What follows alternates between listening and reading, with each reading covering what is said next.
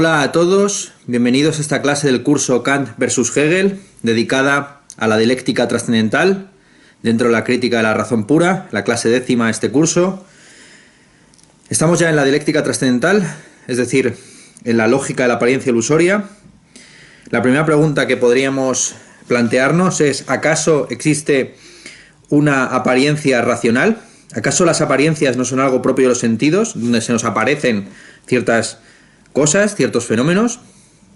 Al contrario, a juicio de Kant, los sentidos son infalibles, en la medida en que no emiten juicios. Tan solo allí donde hay juicio, puede haber verdad o falsedad, y por lo tanto, acierto u error. O error, no horror. Las falsas apariencias de la razón consisten, a juicio de Kant, en que la razón pretende convertir sus principios de carácter regulativo en estructuras objetivas de carácter constitutivo. Esta va a ser la subrepción, la falacia, figura edictionis, que dirá Kant, sobre la que se construirá toda la dialéctica trascendental. Es una apariencia falsa porque pretende obtener conocimiento sobre realidades trascendentes que están más allá de toda experiencia posible. Para Kant, ya lo hemos dicho varias veces, no hay conocimiento más allá de la experiencia posible. Tan solo allí donde hay intuición puede haber juicios sintéticos que unan un sujeto con un predicado que no le compete analíticamente a ese sujeto. Esto solo se puede producir si hay una experiencia que requiere del concurso de las categorías y las intuiciones. Hay una diferencia fundamental entre los errores lógicos y los errores trascendentales.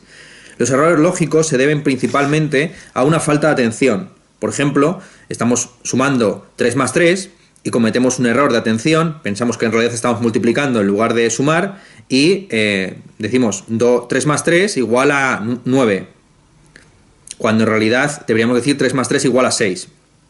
Este tipo de errores lógicos que se deben a una falta de atención se pueden subsanar por medio de la atención.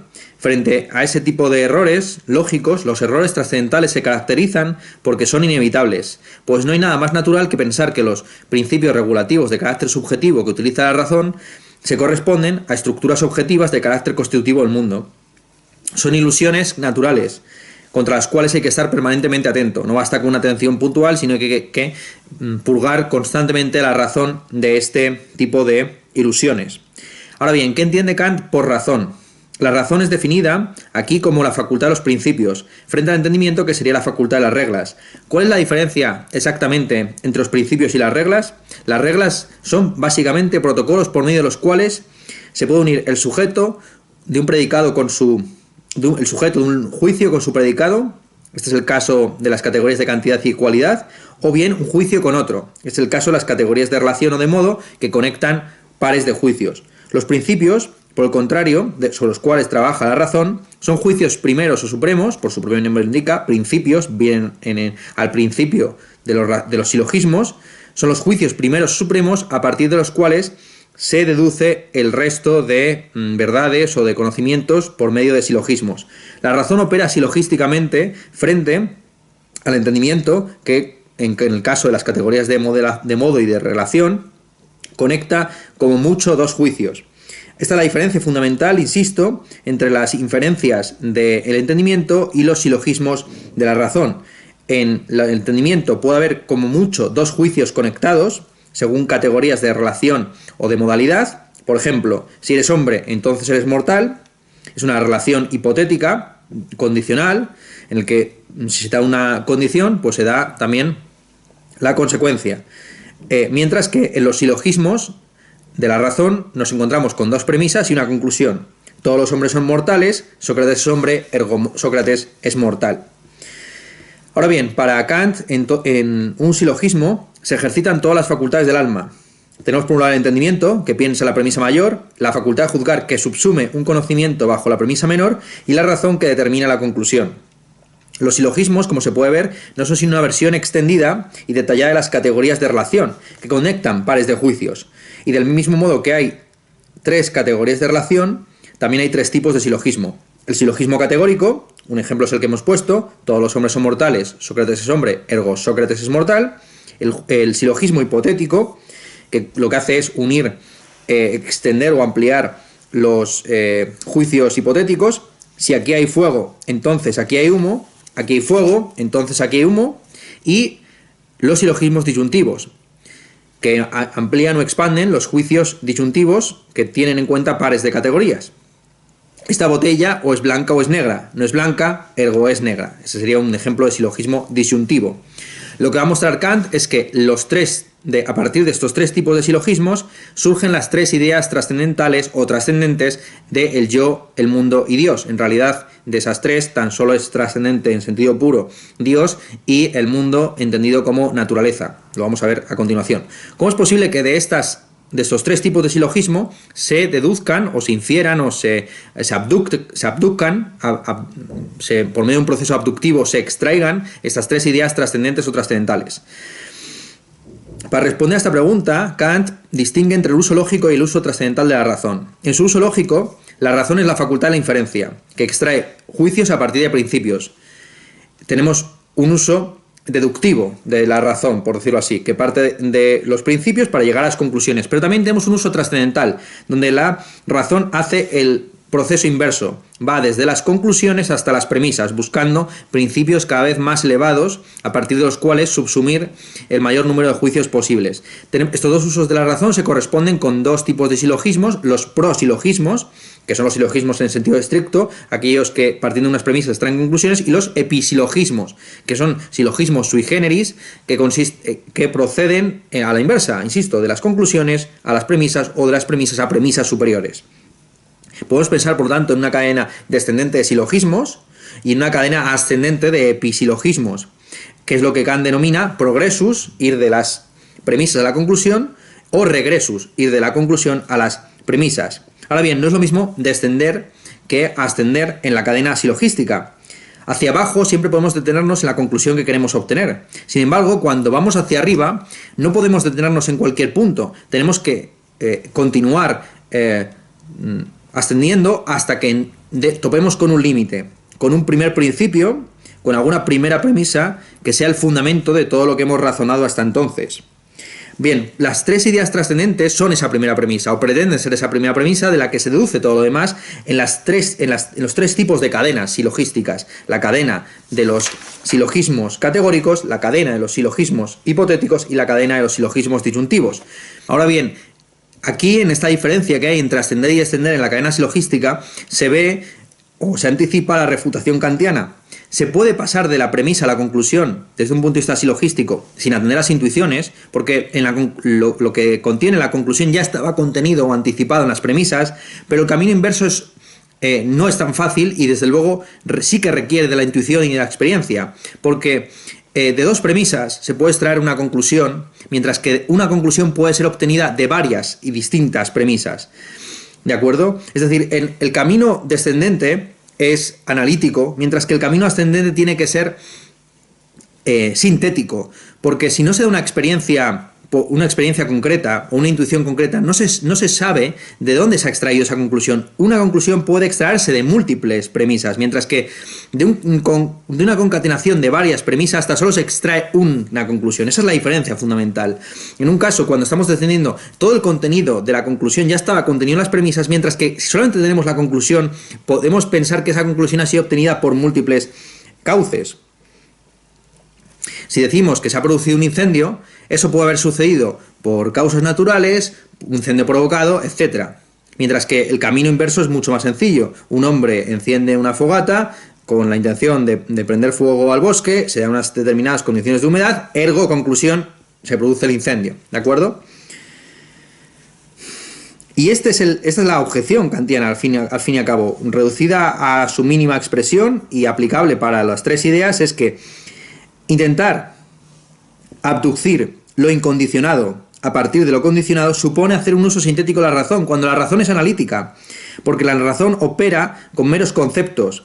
Partiendo de lo condicionado, la razón pretende extraer una cadena de condiciones previas y lo que se plantea es si esa cadena de condiciones previas está unida a un primer término, a un principio incondicionado que justifica la totalidad de las condiciones y de lo condicionado en el presente.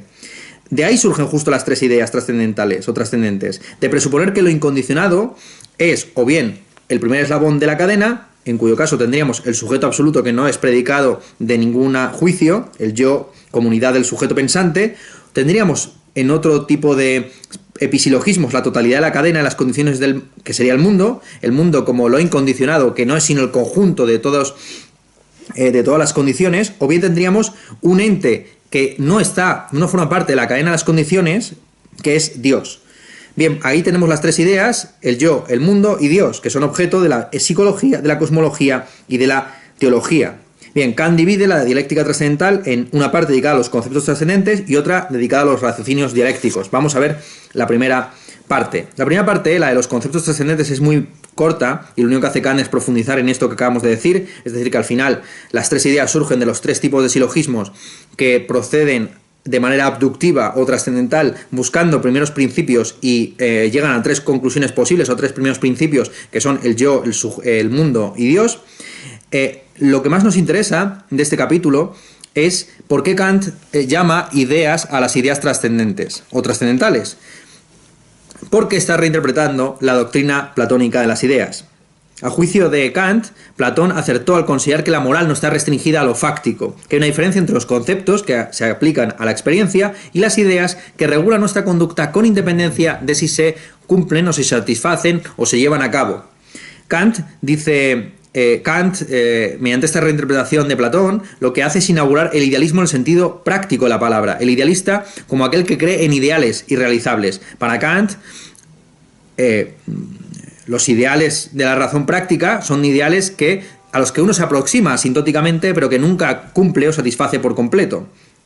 Es, insisto, Kant el que inaugura este concepto de idealista. El idealista no es simplemente el que piensa que el mundo es dependiente de nosotros, que es una definición que yo utilizo en realismo postcontinental para referirme a los primeros idealistas. La primera vez que se utiliza el término idealista como sustantivo es por parte de Leibniz para referirse a Platón. Curiosamente, Platón a día de hoy no está considerado un idealista, sino un realista, porque el idealismo se entiende, insisto, como la tesis que afirma que un determinado campo de la realidad es dependiente de nosotros, mientras que Platón sostiene lo opuesto, a saber que las ideas no dependen de nosotros, que las ideas tienen una trascendencia respecto a nuestro pensamiento y de nuestro mundo, que participan de alguna forma de los pensamientos que tenemos y de las cosas que forman parte de nuestro mundo, pero que no dependen consustancialmente de ellos. Las verdades matemáticas no dependen de que las descubramos, según Platón. Platón sería en ese sentido un realista. Vale.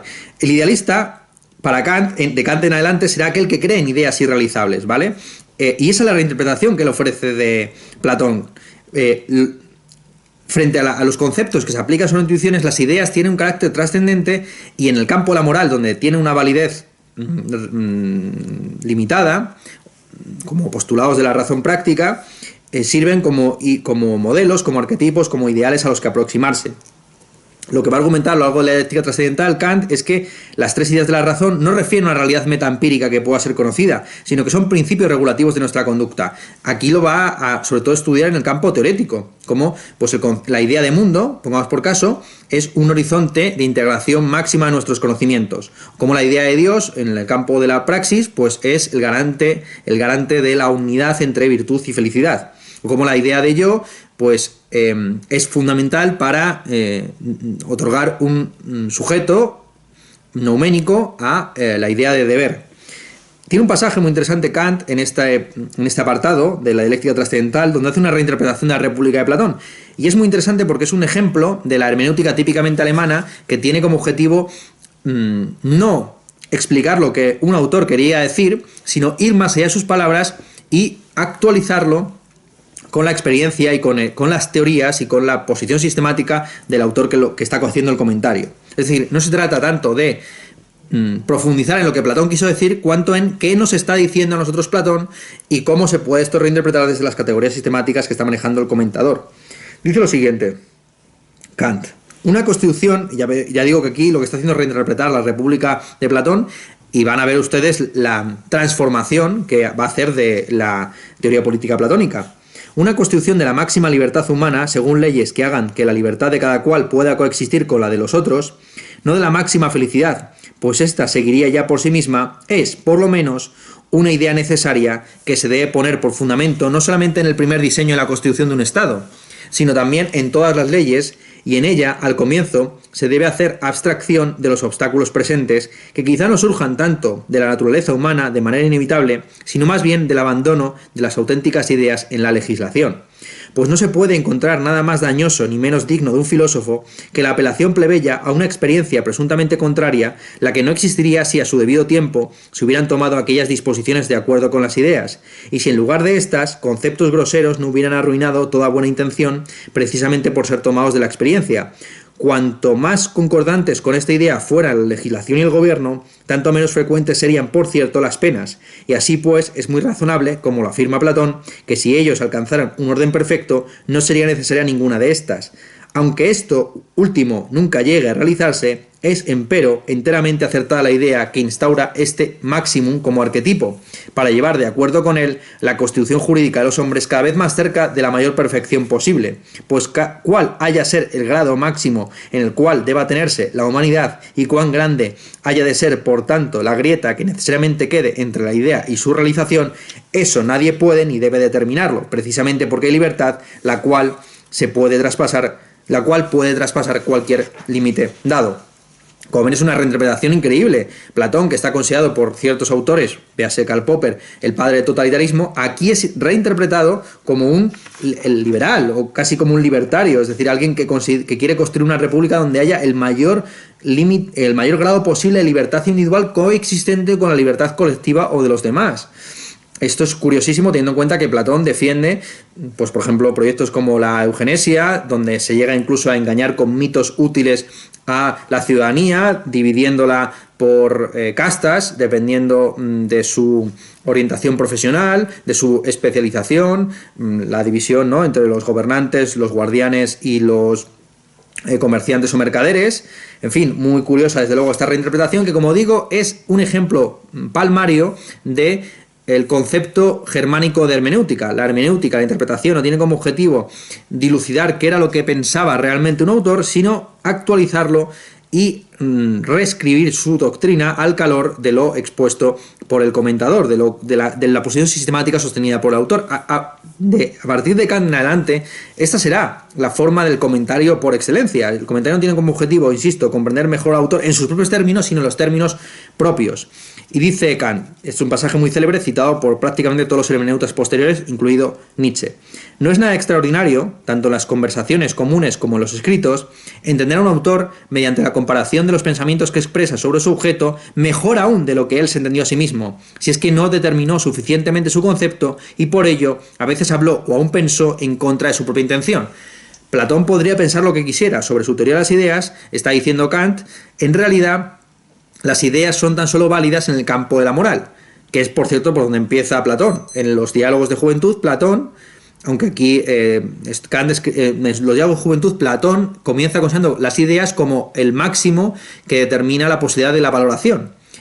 Existen cosas bellas, por lo tanto tendrá que haber una idea de lo bello que nos permite establecer la jerarquía de lo más o menos bello. Allí donde hay posibilidad de gradación, debe concebirse la posibilidad de un concepto máximo a partir del cual se establece la jerarquía. Es más complicado pensar que existen ideas de cosas concretas donde no hay grados, no hay mayor y menor grado de mesidad, ¿vale? Las mesas tienen diversos tamaños, diversos colores, diversas inclinaciones o posiciones, pero no hay un continuum gradual en el que la esencia de la mesa se va encarnando de manera más o menos imperfecta, como si sucede con los valores estéticos o éticos. Entonces Kant lo que hace es reinterpretar a Platón, considerar, conforme a la propia autocrítica que hace Platón en el Parménides, que la teoría de las ideas tan solo es válida para la moral o para la estética.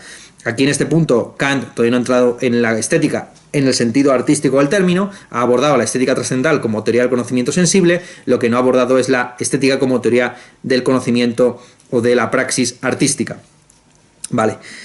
Pasamos al siguiente capítulo, que es el capítulo de los raciocinios de la dialéctica trascendental, la sección dedicada a los raciocinios de la dialéctica trascendental. Dice Kant que hay tres tipos de raciocinios dialécticos: los paralogismos trascendentales, que conducen a la idea del sujeto puro, las antinomias de la razón pura, que conducen a la idea del mundo o la naturaleza, y el ideal de la razón, que es Dios. ¿Cuál es la característica común de estas tres ideas que van a ser objeto de crítica por parte de Kant? Que sus objetos se presentan como absolutos, es decir, como categóricamente necesarios, y lo cual para Kant es un absurdo, pues para Kant toda necesidad conecta dos juicios, es decir, la necesidad es una categoría de modalidad, es decir, una categoría la necesidad es una categoría que une dos tipos de juicios, estableciendo una relación fuerte de causalidad. Por ejemplo, podemos decir, si hay fuego, entonces es necesario que haya humo. Ahí tenemos un juicio que es a la vez hipotético, relacional, establece una relación de condición o de causa o de justificación entre dos fenómenos, el fuego y el humo, pero que además es apodíctico, es decir, que establece una relación modal fuerte de necesidad. No solamente es una coincidencia que cuando hay fuego también hay humo, sino que es una relación causal necesaria. Bien, los juicios de modalidad están construidos sobre los juicios hipotéticos. Toda necesidad es una necesidad siempre hipotética o condicional. Si se da la condición, se da también la consecuencia. Lo absurdo es pensar que existe una necesidad absoluta, categórica, que enunciados del tipo Dios es un ser necesario, es necesario que exista el mundo, o yo existo necesariamente, se dan sin ningún tipo de condición. Pues bien, lo que va a estudiar Kant con los raciocinios de la dialéctica trascendental son los juicios hipotéticos que conducen a ese tipo de conclusiones. Como ese tipo de conclusiones no son verdaderamente necesarias, o necesarias verdaderamente per se, sino que dependen de un juicio, lo que va a estudiar Kant son los juicios que llevan, o los silogismos, que conducen a esa conclusión. Lo primero que observa Kant en estos primeros compases de su dialéctica trascendental es que lo característico de estas tres ideas, yo, mundo y Dios, es que siempre nos dejan insatisfechos, porque siempre están o bien por encima de nuestro entendimiento o bien por debajo de nuestra razón. Cuando pensamos en el yo como sustancia permanente, si lo entendemos como un fenómeno concreto, pues yo soy una sustancia que duro 80 años, a los 80 años muero, entonces eso queda demasiado pequeño para la idea de razón que tenemos de un yo sustancial que sobrevive a nuestra muerte y que antecede su existencia incluso a nuestro nacimiento. ¿De acuerdo? Entonces siempre estas ideas están o bien por encima de nuestro entendimiento o bien por debajo de nuestra razón. Podemos pensar a Dios como la unidad de todos los predicados, pero eso está muy por encima de lo que podemos comprender intelectualmente a través del ejercicio de nuestro intelecto. Es un concepto trascendente para el cual no hay ninguna experiencia posible. Pero si pensamos a Dios, por el contrario, como un tipo con barba que lanza rayos desde una nube, lo estamos pensando como demasiado pequeño para nuestra razón, nos parece algo ridículo. Vale, vamos a entrar entonces en el primer tipo de raciocinio dialéctico, que son los paralogismos de la razón pura. Los paralogismos de la razón pura son, insisto, los episilogismos categóricos que suben en la cadena silogística buscando un sujeto que no sea predicado, un puro sujeto simple, inmaterial, incorrompible, que no tenga ningún predicado, una unidad pura. Bien, esta sección de la crítica de la razón pura fue modificada sustancialmente en la segunda edición del libro. En la primera edición teníamos una exposición muy detallada de los paralogismos, atendiendo a las 4 categorías: cantidad, cualidad, modalidad y relación. Y mientras que en la segunda edición lo que tenemos es un argumento general que vale para cualquier tipo de paralogismo, con independencia de la categoría en la que nos estemos moviendo.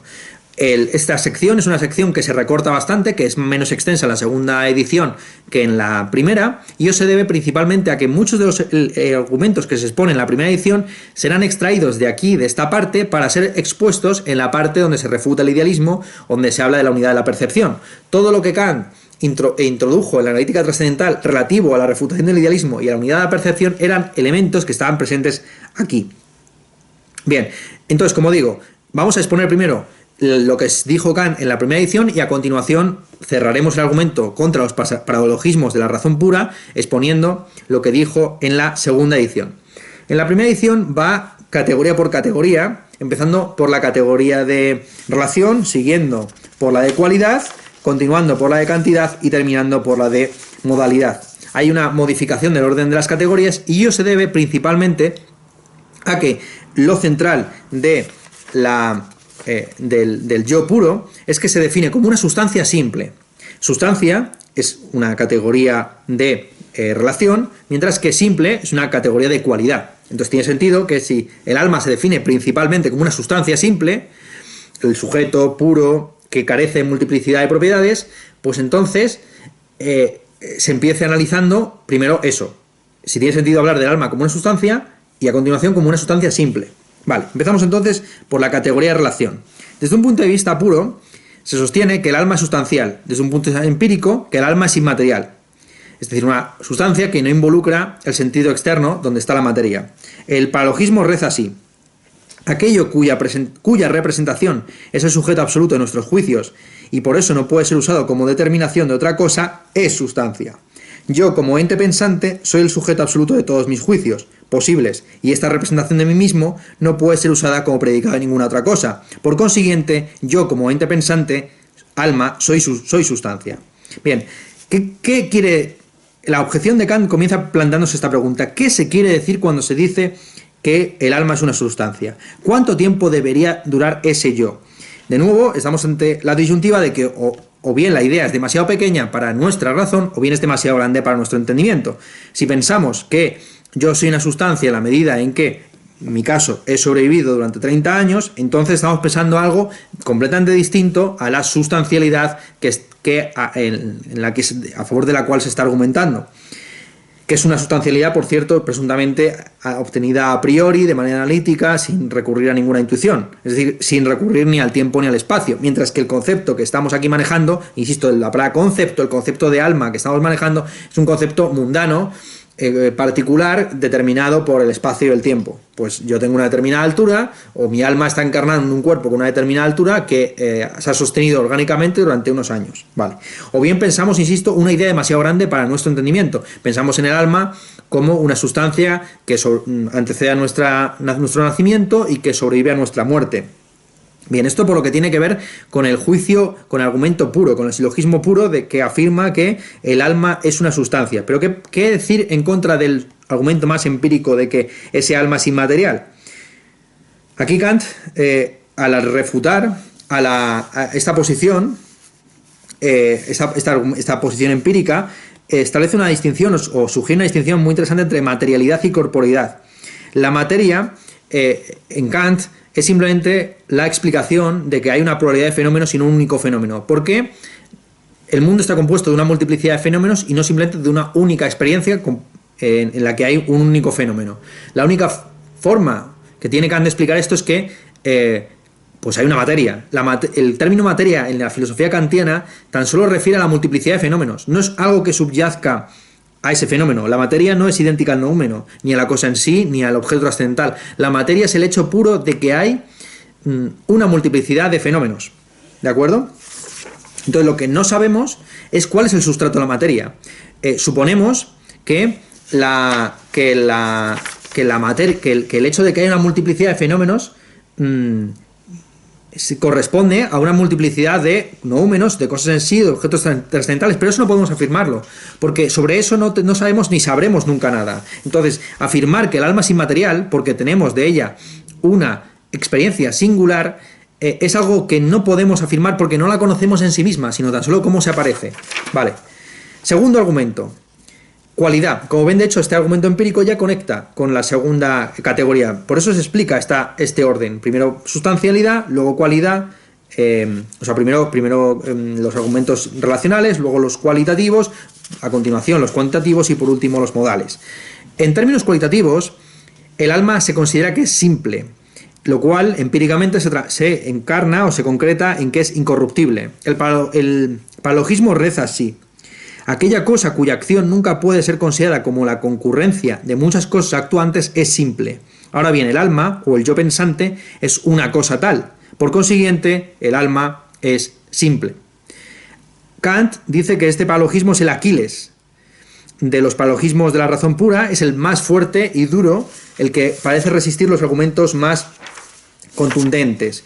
Ahora bien, en términos a priorísticos, se puede pensar perfectamente que la simplicidad de nuestra conciencia es el epifenómeno de una mente colmena.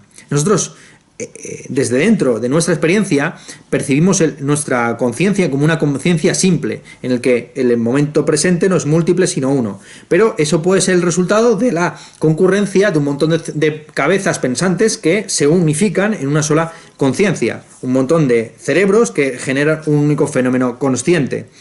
De hecho, nuestro cerebro, podríamos decir en términos neurológicos, es ya una mente colmena, pues hay una pluralidad de neuronas que concurren a la creación de una única conciencia.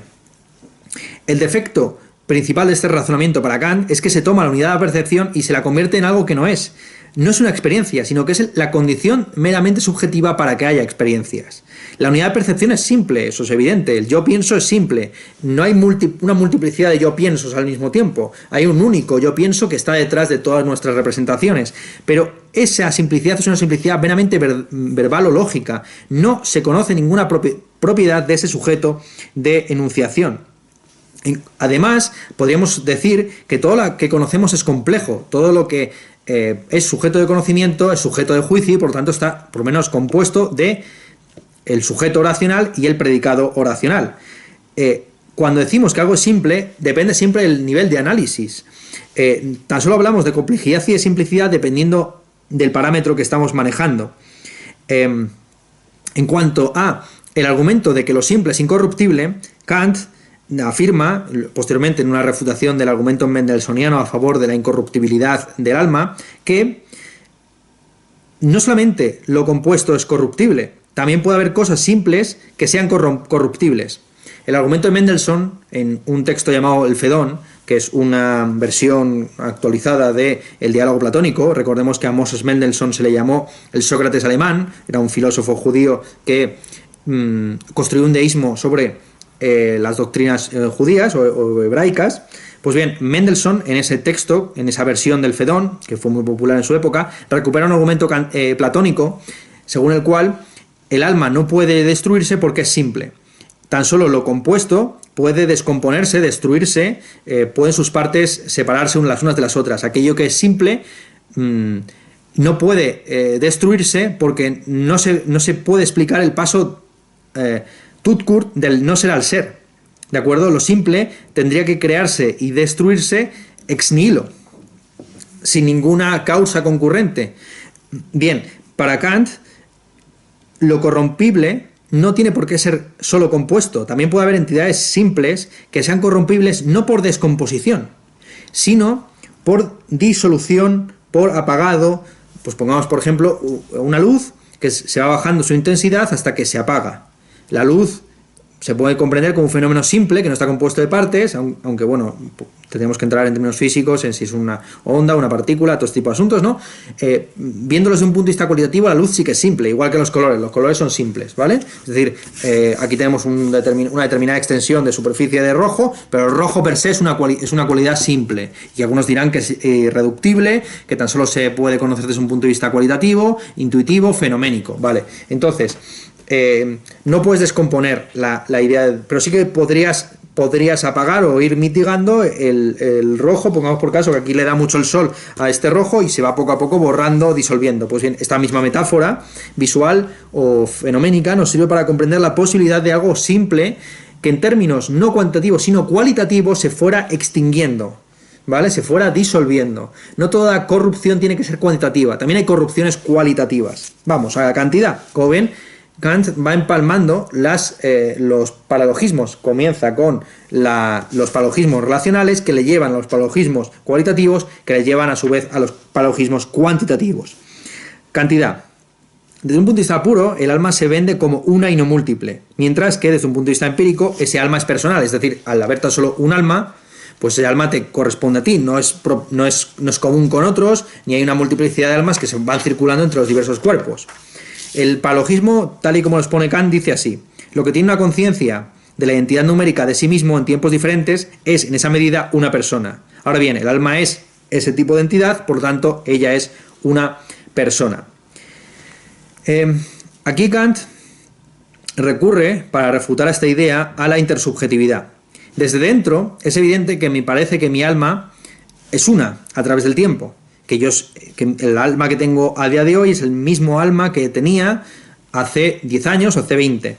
Pero nosotros no estamos en una posición de autoridad para decir tal cosa. Desde un punto de vista externo, podría perfectamente inducirse por mi conducta que, en realidad, yo tengo varias almas en el mismo cuerpo. Lo que pasa es que, como vivo en un único presente, pues reconstruyo mi pasado desde el momento en el que me encuentro. Entonces me da la sensación de que este alma que tengo ahora es el que he tenido durante toda mi vida. Me viene a la mente el anime tan conocido, Your Name, Tu Nombre, en el que un chico de Tokio y una chica de pueblo, en Japón, se intercambian mutuamente el alma a través del sueño, ¿de acuerdo?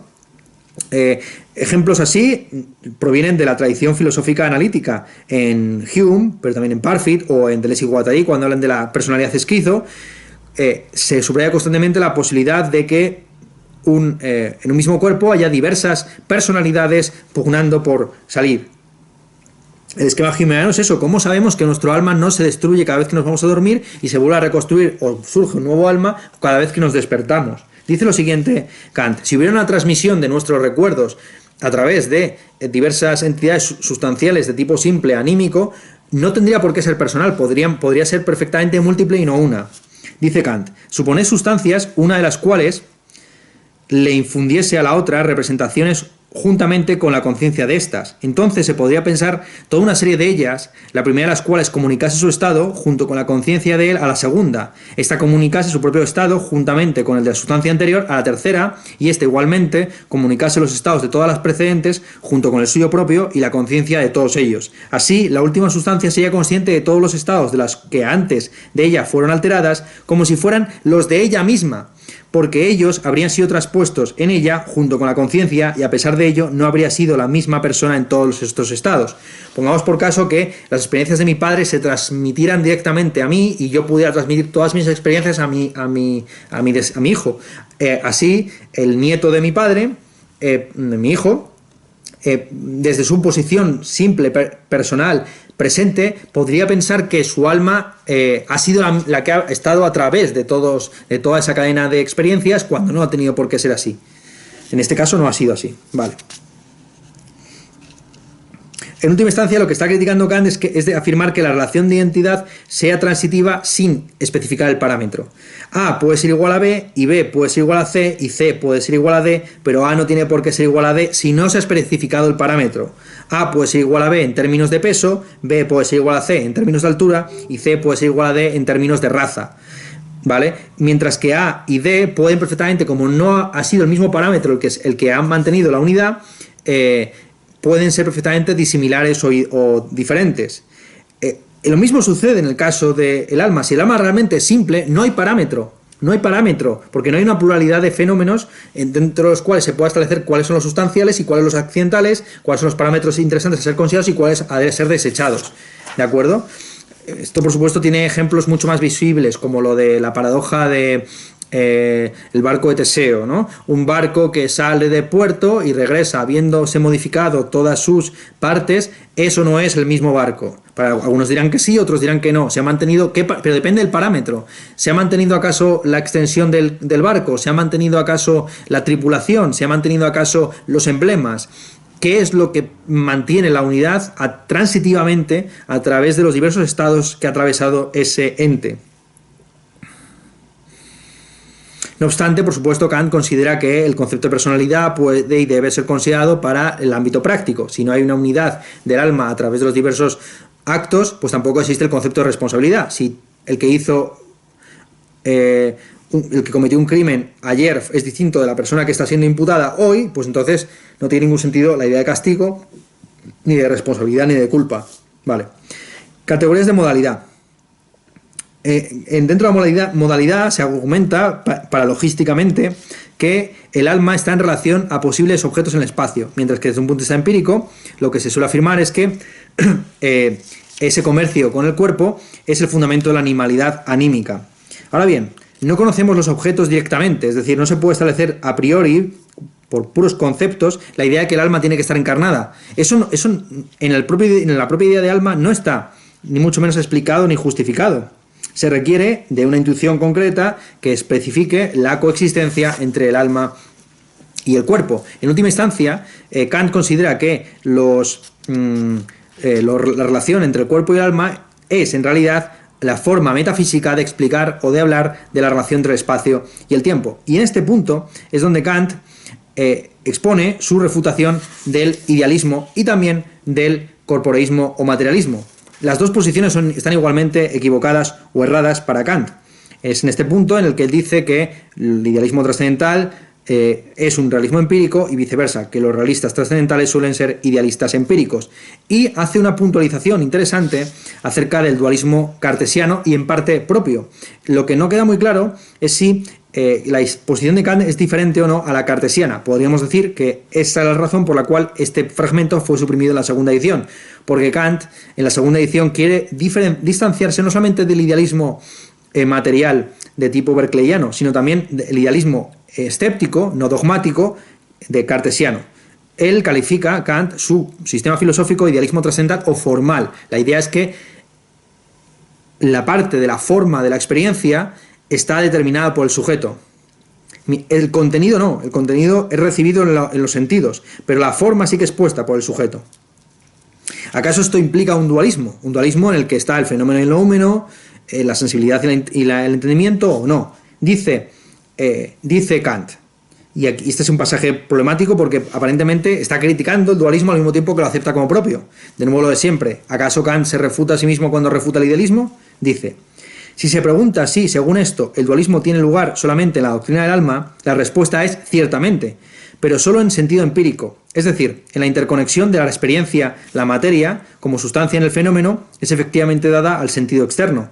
Así como el yo pensante, también como sustancia en el fenómeno, es dado ante el sentido interno, y los fenómenos deben ser conectados entre sí por ambas partes, según las reglas que esta categoría introduce en la concatenación de nuestras percepciones, tanto externas como internas, para formar una experiencia. Pero sí, como habitualmente sucede, se pretende ampliar el concepto de dualismo y tomarlo en sentido trascendental, entonces ni él ni el neumatismo, que por otro lado aquí se le opone, ni por otro lado el materialismo tendrían el más mínimo fundamento. Parece aparentemente que Kant está diferenciando entre un dualismo empírico, que es el suyo, y un dualismo trascendental, que es el kantiano. O sea, como fuere, Kant tiene aquí posiciones muy cartesianas, acepta la posibilidad de las ilusiones y termina el capítulo haciendo una consideración general sobre los paralogismos. Bien, en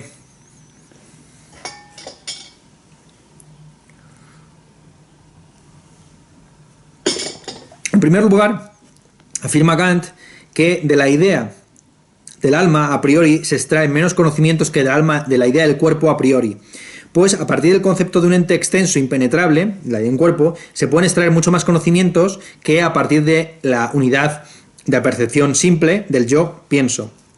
Y ello se debe principalmente a que el sentido externo tiene algo estable y permanente, suministra un sustrato que sirve de fundamento de las determinaciones mudables y por lo tanto permite conceptos sintéticos, mientras que en el caso de la intuición interna no tenemos ese sustrato. Lo que tenemos es un devenir de experiencias que no sientan un pozo, porque el presente es simple y no está compuesto de partes. El espacio, al componerse de partes, algunas de ellas pueden modificarse y las otras se pueden mantener, con lo cual existe un sustrato continuo, constante, de experiencia que permite afirmar muchas más cosas a priori acerca del cuerpo que acerca del alma.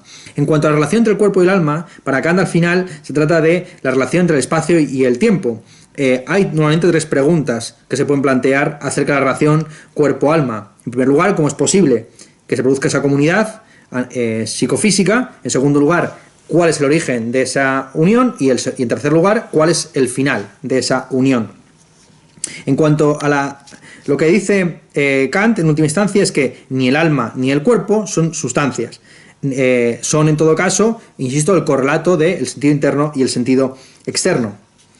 Se coimplican, como respondrá en la segunda edición en la refutación del idealismo. No puede haber sentido interno del tiempo sin sentido externo del espacio. No obstante, los dogmáticos, los metafísicos, han ofrecido tradicionalmente tres tipos de respuestas. En primer lugar, que hay un influjo psicofísico. En segundo lugar, que hay una armonía preestablecida entre el cuerpo y el alma. Y en tercer lugar, que hay una existencia sobrenatural. Frente a estas tres posiciones se pueden asumir además tres tipos de posturas filosóficas. La postura dogmática consiste en decantarse a favor de una de las teorías en detrimento de las otras, aunque no haya argumentos concluyentes. La posición escéptica consiste en enfrentar las diversas posiciones, sosteniendo que no se puede responder a la pregunta. La solución, la propuesta crítica, que es la que asume Kant, es que no solamente se debe destruir la posibilidad de responder, sino también la posibilidad de preguntar. la pregunta en sí es absurda, porque cuerpo y alma no son sustancias que se relacionen de una determinada forma especial, sino que son simplemente el correlato, insisto, del espacio y del tiempo, del sentido interno y del sentido externo. En eso consiste la doctrina de la estética trascendental expuesta al comienzo del libro. Lo que hace Kant, como a lo sumo, en esta sección del libro, es exponer cómo las tres doctrinas se coimplican. La doctrina del influjo, el hecho de que hay una relación de causal entre el cuerpo y el alma, conduce en última instancia a la armonía preestablecida de tipo spinozista o leibniziano, que en última instancia requiere ser explicada por medio de la idea de una concurrencia divina que garantiza que en un determinado momento esos dos sustancias, esos dos fenómenos se ajusten finamente. En el cierre final, Kant afirma que en última instancia lo que está haciendo los paralogismos de la razón son llenar lagunas. Se pretende colmar con los paralogismos de la razón lagunas de nuestro conocimiento, hipostasiando aquello que no conocemos, convirtiendo la ignorancia en una fuente de conocimiento acerca de sustancias cuya existencia o cuya presencia no se puede sostener de ninguna forma. Y con esto termina la exposición de la primera edición de los paralogismos de la razón pura. Entremos, sin más dilación, en la segunda edición. En la segunda edición de los paralogismos de la razón pura, Kant lo que hace es simplificar la refutación de estos paralogismos, de esta argumentación a favor de la sustancialidad simple del alma. Lo reduce todo a un argumento muy típico de Kant, a saber, no se puede responder analíticamente por medio de conceptos puros a la pregunta ¿cómo está constituida una cosa que piensa? Tan solo se puede ofrecer un juicio sintético acerca de esa pregunta, tan solo se puede responder a esa pregunta con un juicio sintético. Ahora bien, hablando de conceptos puros no hay juicio sintético porque no hay intuición. No se puede responder en general a esa pregunta, ¿cómo debe estar constituida una cosa que piensa? Se puede responder en concreto, en particular, ¿cómo estoy constituido yo que pienso? Y la respuesta a esa pregunta es la crítica de razón pura. La crítica de razón pura explica de qué está compuesto el alma humana, pues con sus facultades intelectuales y con el apartado práctico que se aborda en la crítica de razón práctica, o en el apartado, si se quiere, estético, que sería la crítica del juicio. La falsedad o el error de los paralogismos consiste en intentar conocer al sujeto a partir de las categorías. Es al revés, es a través del sujeto que se conocen las categorías. El sujeto, pensado como puro yo pienso, es la unidad de percepción trascendental sobre la que se fundamentan las categorías. El yo pienso no es algo determinable por las categorías, es algo determinante. Hay una falacia de subrección, un sofisma de figura edictionis que consiste en considerar al yo como sujeto no lógico, pensante, sino también de conocimiento. Kant niega ese salto de lo subjetivo a lo sustancial. Niega, para empezar, que podamos hablar de sustancia o de simplicidad, porque tan solo podemos analizar que algo es simple o sustancial por contraposición a algo que es complejo o algo que es accidental. La categoría de sustancia o la categoría de simple, una de cualidad y otra de relación, tan solo tiene sentido si se dan una coexistencia de múltiples fenómenos, algunos de los cuales pueden ser calificados de accidentales u otros pueden ser calificados de complejos. Lo simple tan solo tiene sentido en la dinámica de parte o todo, mientras que lo sustancial tan solo tiene sentido hablando de, por ejemplo, las causas y los efectos.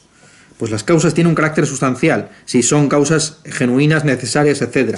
Bien, el paralogismo general que quiere aquí refutar Kant es el siguiente. Lo que no puede ser pensado sino como sujeto, tampoco existe sino como sujeto y por consiguiente es sustancia. Es este salto que es el que Hegel va a intentar desarrollar en la fenomenología del espíritu, de lo sujeto, de lo sustancial a lo subjetual o viceversa, el que aquí Kant va a atacar. Ahora bien, sigue el paralogismo, en la segunda premisa, un ente pensante, considerado meramente como tal, no puede ser pensado sino como sujeto. En conclusión, por consiguiente, también existe solo como sustancia. Aquí se está manejando dos acepciones del término sujeto. Esta es la falacia, el sofisma de figura edictionis.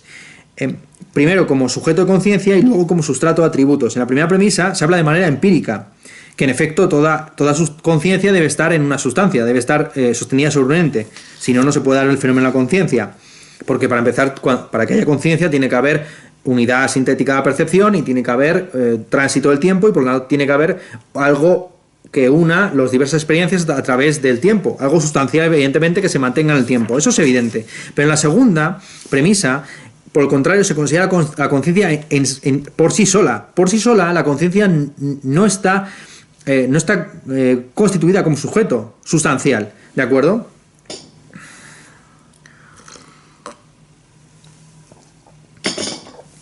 Lo único que se puede decir con sentido acerca del sujeto de la percepción trascendental es que yo pienso como sujeto simple e idéntico en todo estado de mi pensar. Pero de ahí a que yo mismo sea simple y sustancial, eso es lo que se considera una falacia. Hay una refutación combinada tanto del materialismo como de el idealismo. Tan falso es el idealismo como el materialismo para Kant, entendido siempre como idealismo y materialismo sustancial, material, de las cosas mismas, no de la forma en la que éstas se perciben en nuestra experiencia posible. La primera refutación, la del materialismo, es muy sencilla. La unidad de percepción trascendental es simple. Ahora bien, en el espacio no hay nada simple. Por lo tanto, la unidad de percepción trascendental no se puede explicar apelando a la materia que por definición no es simple sino plural, compleja. Pero tampoco al revés se puede afirmar que esa simplicidad se sostenga de la unidad de percepción trascendental se sostenga sobre una sustancia simple, porque tal idea es tan falsa como la opuesta, a saber que la unidad de percepción trascendental se puede explicar a través de la materia. No existe psicología racional para Kant, no se puede explicar de dónde surge la unidad de percepción trascendental, simplemente sabemos que está ahí. El único argumento a favor de la existencia simple, personal, continua del alma es el argumento práctico, de que efectivamente resulta absurdo que tengamos unos fines prácticos que trascienden nuestra experiencia actual. Cuando actuamos virtuosamente o moralmente, no actuamos en nombre de lo presente, sino que actuamos en base a unos valores intemporales que no tendría sentido que encarnáramos en nuestra vida si no es para buscar la felicidad que el virtuoso no suele tener. Es justamente la virtud, como algo que trasciende los intereses prácticos del presente, lo que parece pedir en un futuro trascendente la felicidad como correlato en un estado paradisíaco. Además, dice Kant, cuanto más conocemos acerca de la naturaleza, más nos damos cuenta de que ésta está unificada conforme a fines que apuntan a un creador trascendente. Esto será muy importante para lo que dirá en el siguiente apartado de la dialéctica trascendental, dedicado al ideal de la razón, en el que explicará cómo las pruebas físico-teológicas siguen siendo válidas si se reformulan en ciertos términos. ¿Cómo se pasa de la psicología racional a la cosmología racional? Muy sencillo. Una cosa es que nos pensemos a nosotros mismos como pura unidad de percepción trascendental y otra que tengamos en cuenta el enunciado yo existo pensando. En el yo existo pensando se involucra ya el factor del tiempo que está intrínsecamente conectado con el espacio, de tal forma que ese es el punto de tránsito de la psicología racional a la cosmología racional, el hecho de que la intuición interna y la externa estén conectadas. La cosmología racional trata acerca del mundo. Lo característico de las antinomias de la razón pura, que es la materia prima de la cosmología racional, es que en ella se producen tesis contrarias, hay una postura y su opuesta. En el caso de los paralogismos no se producía esa antinomia, no se producía esa antítesis. Los paralogismos simplemente conducían hacia el espiritualismo. El materialismo es la tesis opuesta que resulta tan falsa pero que no está implicada por los paralogismos.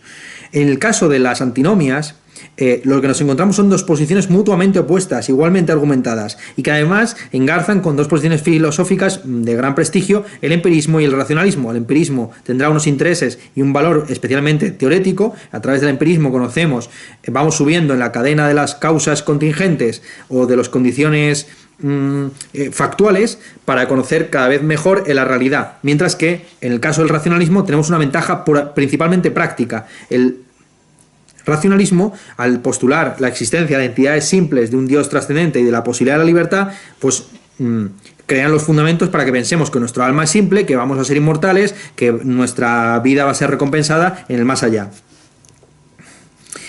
Pero esto es lo característico. Ello se debe principalmente a la diferente forma que tienen de ascender por la cadena silogística los paralogismos y las antinomias. En los paralogismos, como digo, se va buscando un sujeto que no tenga predicados, mientras que en las antinomias se va buscando condiciones cada vez superiores. Lo que nos encontramos en el fondo son con dos visiones distintas del mundo. en el caso de las tesis tenemos afirmaciones próximas al racionalismo, mientras que en las antítesis tendríamos afirmaciones próximas al empirismo. Y Kant dadas estas antítesis, dadas estas antinomias, Kant va a tomar dos posturas. Frente a las antinomias de carácter matemático relativas a las categorías de cantidad y de cualidad, Kant va a aceptar tan solo la antítesis que tiene que ver con el empirismo, siempre y cuando se reformule tan solo para fenómenos de experiencia posible. En cuanto a las categorías dinámicas, que tratan de modalidad y de relación, sostendrá que la tesis y la antítesis son válidas a la vez, pero de diversos respectos. La antítesis será siempre válida para los fenómenos, mientras que la tesis será válida para los noúmenos. Curiosa, Kant acepta que en última instancia perdonen que la batería se me está acabando. Un segundo.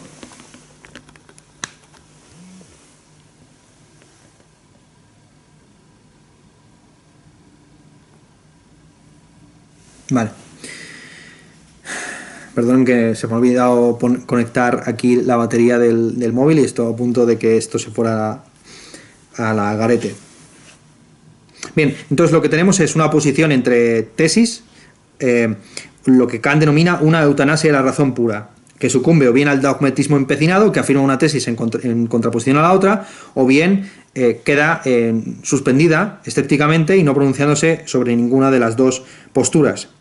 En las antinomias de la razón pura lo que vemos es una aplicación de la progresus y el regresus en el espacio y el tiempo.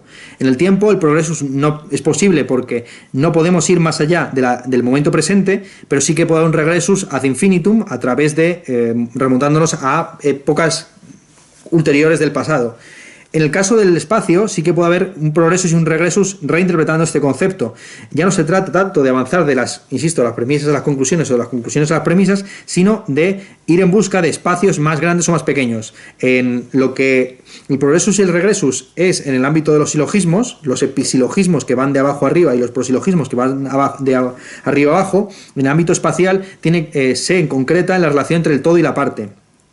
El regresus consiste en ir desde el todo a la parte, mientras que el progresus consiste en ir de la parte al todo, buscando cada vez entidades más grandes, o viceversa, espacios cada vez más pequeños. Aplicados estos dos procedimientos, el avanzar o el retroceder, el progresar o el regresar, a la cantidad y a la cualidad nos encontramos con las dos primeras antinomias, la búsqueda de espacios infinitos o la búsqueda de entidades simples, de átomos indivisibles. En cuanto a las categorías dinámicas, lo que tenemos es un regresus evidente, por ejemplo, de lo causado al primer principio, o en términos modales de lo contingente a lo necesario. Tenemos, por lo tanto, cuatro tipos de categorías que generan cuatro ideas cosmológicas. En primer lugar, la absoluta integridad de la composición del todo dado de los fenómenos, lo que Kant denomina el universo, lo que podemos llamar nosotros el universo, el conjunto de todas las cosas, la suma de todos los entes. En segundo lugar, la absoluta integridad de la división de un todo dado en el fenómeno, que podemos llamar el átomo indivisible, la unidad mínima del ladrillo del que están compuestos todos los demás fenómenos. Y en tercer lugar, la absoluta integridad del surgimiento de un fenómeno en general, lo que podemos llamar el motor inmóvil, la primera causa incausada, el acto de libertad que genera una nueva cadena de fenómenos concatenados causalmente. Por último, en cuarto lugar, tenemos la absoluta integridad de la dependencia y de la existencia de lo mudable en el fenómeno. Estas son palabras kantianas, es decir, el ser necesario. Aquí es importante diferenciar entre mundo y naturaleza. Por mundo, Kant se refiere principalmente a las ideas cosmológicas matemáticas, de cantidad y de cualidad.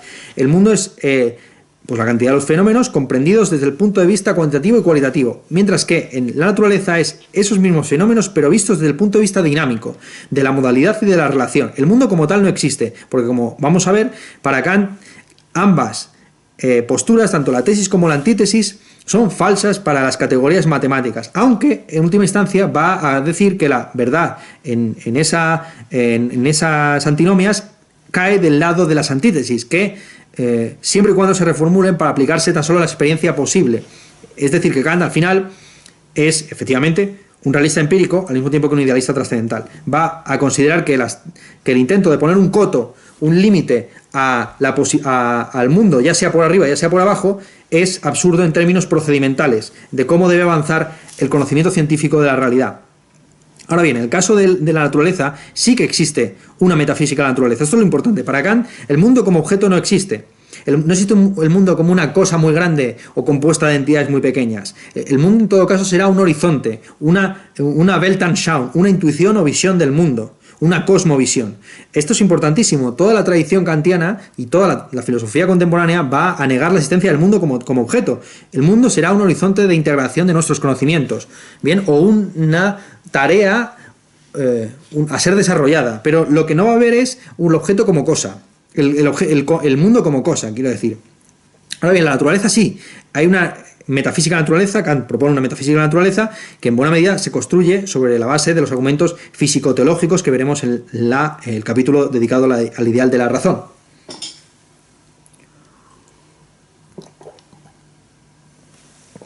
Por el momento nos encontramos con este campo de batalla dialéctico en el que las tesis y las antítesis se enfrentan componiendo la antinomia de la razón pura.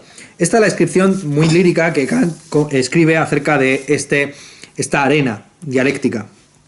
Estas afirmaciones sofísticas inauguran un campo de combate dialéctico en el que lleva la ventaja la parte a la que se le permite el ataque y es vencida con certeza la parte que se ve obligada a proceder solo a la defensiva.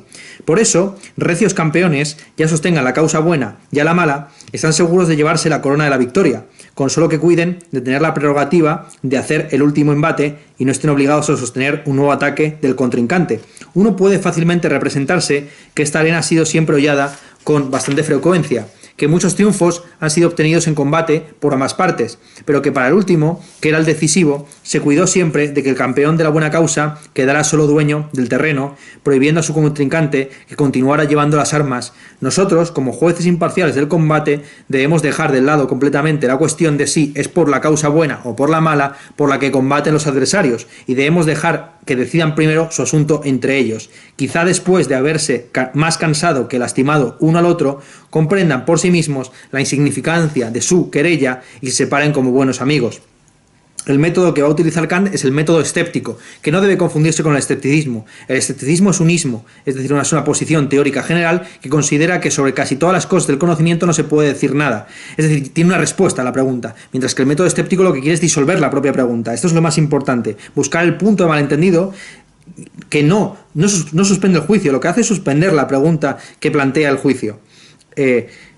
No es una ignorancia artificial, generada por un ismo que ya tiene una respuesta para todas las cosas. Es un cuestionamiento crítico de la misma oposición. Lo que va a mostrar Kant es cómo la tesis y la antítesis de las antinomias en realidad no se contradicen, simplemente se oponen la una a la otra, pero presuponen una condición previa que es la que debe ser justamente cuestionada. La condición previa en el caso de las categorías de cantidad y de cualidad es que se puede dar respuesta si el mundo es finito o infinito o está compuesto de partes simples o complejas. ¿De acuerdo? Vamos entonces a las antinomias. Como digo, las antinomias matemáticas, la de cantidad y de cualidad, van a tener como respuesta general que no se puede saber nada acerca de este asunto, que no se puede afirmar nada objetivamente, ni acerca de la finitud ni acerca de la infinitud del mundo o acerca de la simplicidad o de la complejidad de los átomos últimos de la realidad. Lo que va a hacer Kant, por supuesto, es sustituir estas cuestiones objetivas por tareas, por procedimientos, por principios regulativos. Nosotros debemos comportarnos como si el mundo sea infinitamente cognoscible por arriba y por abajo. No debemos limitarnos con llegar hasta los quarks o hasta los gluones o hasta el bosón de Higgs. Tenemos que seguir profundizando todo lo que podamos. Es decir, que de hecho, procedimentalmente Kant va a dar la razón a las antinomias, a las antítesis, perdón, a la parte de las antítesis que tiene la tesis empirista de que siempre se puede seguir profundizando en la experiencia posible, llegando a entidades cada vez atómicamente más simples o holísticamente más complejas, más omniabarcadoras, ¿de acuerdo? No basta con quedarse con el Big Bang, hay que ir más allá buscando una integración todavía superior de nuestro conocimiento del mundo. Esa es la posición en última instancia que asume Kant.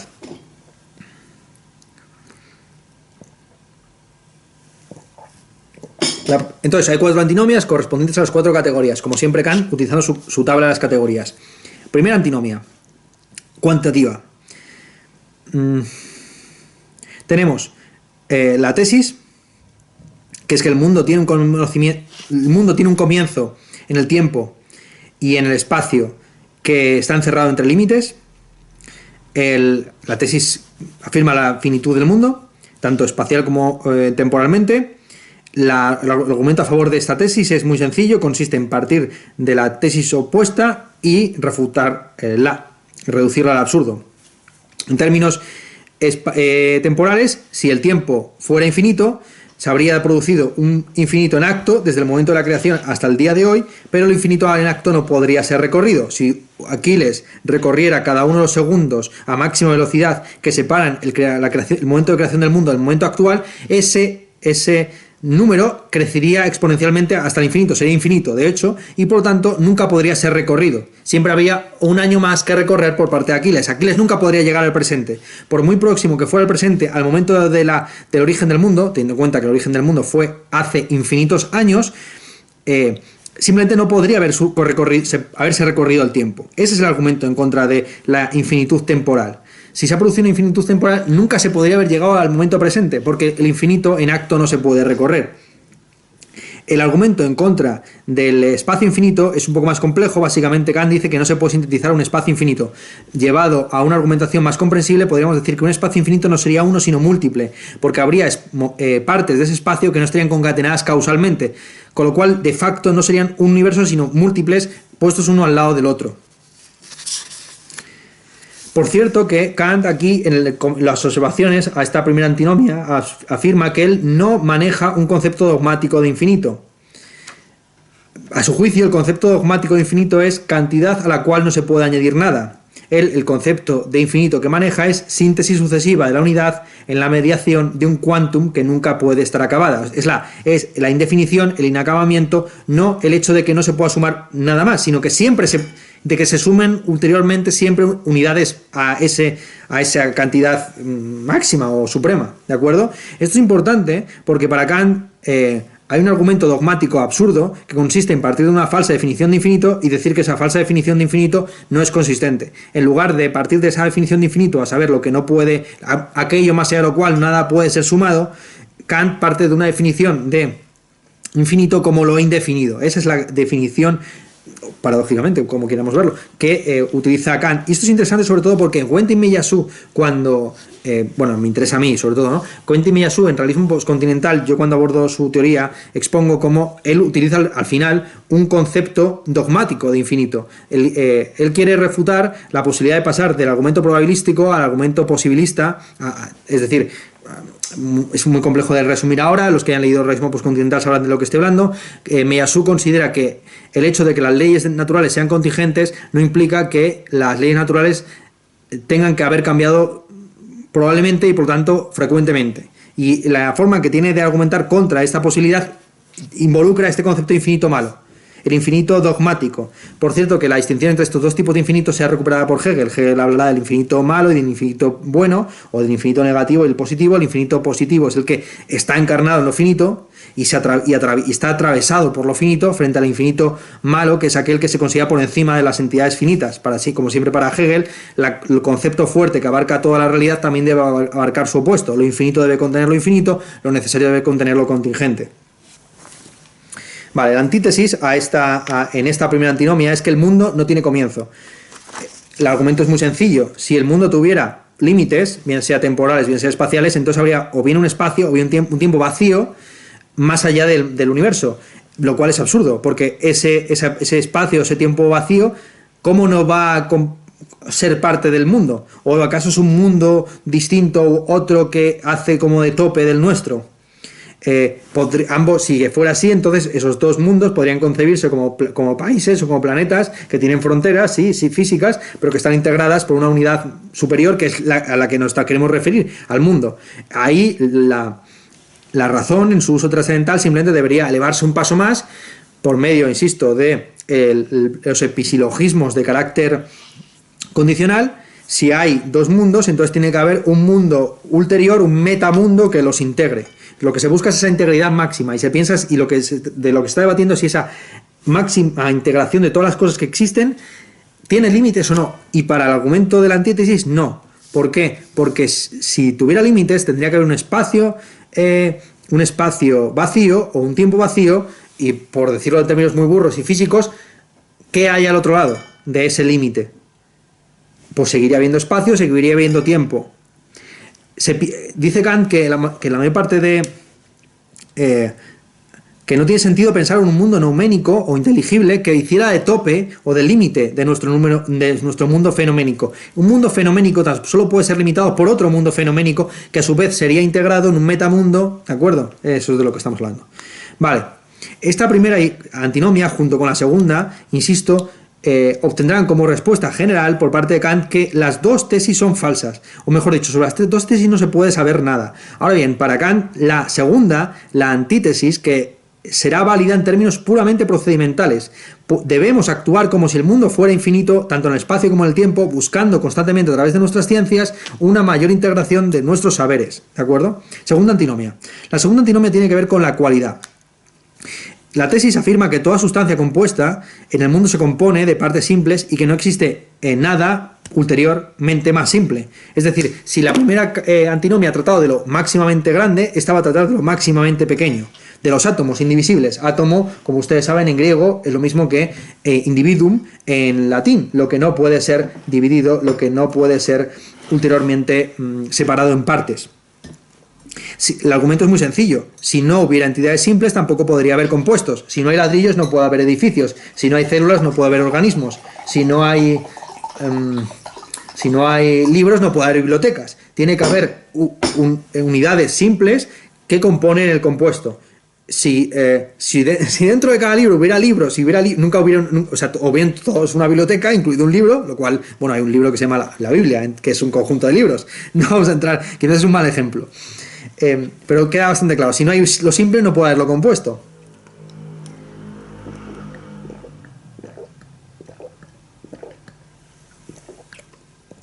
En las observaciones, Kant puntualiza que este argumento tan solo es válido para sustancias. Tiene sentido hablar de, y a lo mejor es esto el problema, que los libros no son sustancias. Solo lo sustancial puede estar compuesto de partes, que a su vez deben ser simples. Lo que es accidental, por ejemplo, la temperatura, no está compuesto de entidades simples. Una temperatura de 30 grados no está compuesta por unidades más simples de un grado, ¿de acuerdo? Es un continuum en el cual se hacen cortes, no es una agregación de unidades. Kant diferencia la mónada, que es una unidad directa o inmediata, del átomo, que es siempre la parte de un todo más complejo. Para Kant no existen las mónadas, todo lo que hay en todo caso son átomos, es decir, unidades simples por relación, por referencia a un todo más complejo que las contiene y las integra. De hecho, él sugiere que esta tesis se puede calificar como atomística trascendental. Ahora bien, como atomística trascendental aparentemente en su época ya estaba pillada la expresión, pues prefiere llamarla el principio dialéctico de la monadología. A saber, no existen las mónadas. Ese es el principio dialéctico de la monadología. No existen las mónadas, no existen entidades simples inmediatas, lo que hay son entidades simples por relación con el compuesto. El argumento a favor de que hay entidades simples es que no existiría el compuesto si no hubiera nada simple. El espacio, además, no es un compuesto, no es un compositum, sino una totalidad, un totum. ¿Cuál es la diferencia entre las totalidades y los compuestos? En los compuestos, el todo depende de las partes. Por ejemplo, la palabra guardabosques, pues es un compuesto de guarda y de bosques. El sentido de la palabra depende como totalidad depende del sentido de sus lexemas como partes. Mientras que en lo que sucede en las totalidades es a la inversa. Las partes dependen del todo. En el compuesto, el todo depende de las partes, y en la totalidad, las partes dependen del todo. Pongamos por caso, dentro de un estado, las diversas provincias dependen de la totalidad, que es el estado, que es la que recauda los impuestos y luego distribuye los presupuestos por regiones. La antítesis de la segunda antinomia es que no hay entidades simples. Y no hay entidades simples porque todo lo que conocemos está dispuesto en el espacio. El espacio tiene como característica el ser extenso y por lo tanto el permitir el estar compuesto en unidades continuas, no discretas, donde se pueden hacer divisiones cada vez más finas, más detalladas, más pequeñas. No existe lo absolutamente simple. La respuesta general, de nuevo, de Kant a esta antinomia, como a la previa, es que efectivamente las dos tesis, tanto la primera como la segunda, tanto la tesis como la antítesis, las dos posturas son falsas tal y como están expresadas de manera dogmática o unilateral en el propio texto, pero reinterpretadas trascendentalmente como procedimientos, como protocolos, como formas de comportarse científicamente, la verdad recae sobre la antítesis, porque la antítesis plantea un programa de estudio del mundo, donde nunca debemos suponer que hemos llegado a los últimos ladrillos del mundo, siempre podemos pues, ir más allá del gluón, del quark, del bosón de Higgs, y debemos hacer esa tarea de conocimiento cada vez más detallado de lo simple. Tercera y cuarta antinomia. Ahora pasamos a las antinomias interesantes, que son las antinomias dinámicas, aquellas que tratan sobre las categorías de relación y modalidad. En la tercera antinomia, la tesis afirma que la causalidad, según leyes de la naturaleza, no puede ser derivada sino de una causa libre. Es decir, que si existe una cadena causal, ello se debe a que una primera causa incausada. Eso es a lo que Kant denomina libertad trascendental. La libertad trascendental es aquella que causa efecto sin ser ella, esa causa, efecto de una causa previa. Evidentemente no puede haber libertad moral, que es la libertad de decidir entre el bien y el mal, si no hay libertad trascendental. Si tú estás determinado desde el nacimiento o por tus condiciones sociales a elegir siempre lo malo o lo bueno, no existe tus actos son efectos de una causa previa. Tú no eres causa incondicionada o incausada de tus actos o de tu conducta. Por lo tanto, tampoco eres responsable, ni imputable jurídicamente, ni nada por el estilo. ¿De acuerdo? Pero hay que diferenciar simplemente la libertad moral, que es la libertad de elegir entre dos alternativas, y la libertad trascendental, que es el hecho de que uno genere efecto sin ser su causa, efecto a su vez de una causa previa, sin estar condicionado necesariamente por una causa previa. Vale. Es decir, es una espontaneidad que no tiene por qué ser una espontaneidad gratuita, sino que puede ser una espontaneidad perfectamente regida por leyes. De hecho, en el campo moral, Kant dirá que la conducta humana está regida conforme al sentido del deber, que impone leyes tan importantes o tan válidas como las leyes de la naturaleza, las leyes morales. Se trata al final de si existe un primer principio, un arjé, un motor inmóvil. Para Kant, los clásicos, cuando hablaban del arjé, del motor inmóvil, del primer principio, se están refiriendo metafísicamente a lo que él llama causa libre. Y la tesis dice simplemente eso, que resulta absurdo pensar una cadena de causas ad infinitum sin que haya un primer motor, un arjé, un primer principio que inicia la cadena. Una cadena de condiciones causales infinita resulta absurda para la tesis. La antítesis va a afirmar lo opuesto, que la cadena de causas es infinita o indefinida y que nunca nos podemos encontrar con una causa libre que cree o condicione sin ser ella a su vez creada o condicionada. Ese es el asunto. A juicio de la antítesis, una causa tal rompería las leyes de la naturaleza, porque crearía ex nihilo, causaría ex nihilo, condicionaría ex nihilo, y eso es lo que no puede suceder, ex nihilo nihil fit. Toda causa es a su vez efecto de una causa previa. Desaparecería la concatenación de causas. Esta antítesis es calificada por Kant como la fisiocracia trascendental. En esta antinomia y en la siguiente, en la cuarta, Kant va a dar razón a las dos posturas, tanto la tesis como la antítesis, cosa curiosa, que va a sentar las bases de la dialéctica tal y como la entiende al final Hegel, o Schelling o Fichte. Tanto para los idealistas alemanes en sentido amplio, pues la dialéctica lo que muestra es cómo las dos en casi todas las oposiciones teóricas o prácticas, las dos posturas tienen su parte de razón, siempre y cuando se demarque el espacio de validez de cada una de ellas.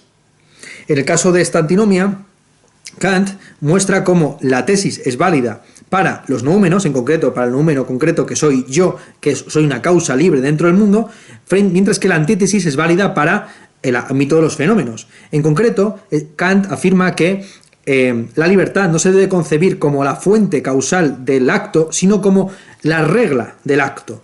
Es decir, cuando uno actúa moralmente, no es que la moralidad sea el motor que empuja a la acción, sino que la moralidad es el patrón o la regla que permite juzgar lo que se hace. Aunque los seres humanos estén condicionados o más o menos inclinados o forzados por su medio ambiente social y natural a actuar de una determinada manera, ello no exime de que luego podamos hacer un juicio moral acerca de si eso es correcto o incorrecto. La moral no es una primera causa en el sentido eficiente del término, sino en el sentido final o formal, moral, último término. ¿De acuerdo? Entonces es curiosamente lo que afirma Kant. Tanto la tesis como la antítesis son válidas, la antítesis es válida para los fenómenos, la tesis es válida para los númenos. Cosa curiosísima porque supone aplicar el concepto de causa a aquello que está más allá de toda experiencia posible, pero en el caso de la moralidad no está más allá de toda experiencia posible, porque no solamente conocemos hechos teóricos o fenómenos naturales, también conocemos nuestra propia actuar moral. Nuestro actuar moral es un ejemplo paradigmático de cómo la necesidad de la concatenación causal de los fenómenos se puede volver compatible con la libertad trascendental de nuestro deber ser moral. Eso es lo que argumenta Kant, que es compatible que vivamos en un mundo concatenado necesariamente y a su vez que seamos nosotros libres, como un noumenot en el mundo realmente existente, cosa paradójica que sin embargo aquí Kant afirma.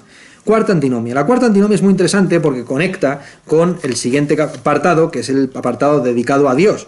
En la cuarta antinomia, la tesis afirma que en el mundo debe haber algo que sea necesario, ya sea como parte del mundo, ya sea fuera de él. La prueba es muy sencilla. Si no hubiera algo necesario, entonces todos los fenómenos que sucederían de manera arbitraria porque su contingencia no se explica por sí misma. Son fenómenos contingentes, requieren de una causa o de una condición o de una justificación necesaria ulterior. Y se deja en el aire si ese fenómeno o ese ente necesario que fundamenta y justifica lo contingente existe dentro o fuera del mundo. Kant, en los apuntes a esta primera tesis, establece una diferenciación muy interesante entre la contingencia fenoménica y la contingencia inteligible. La contingencia fenoménica consiste básicamente en que un fenómeno podría no haber sucedido. La contingencia inteligible consiste en afirmar que de hecho podría haber sucedido en ese mismo momento su fenómeno opuesto. Vamos a poner un ejemplo.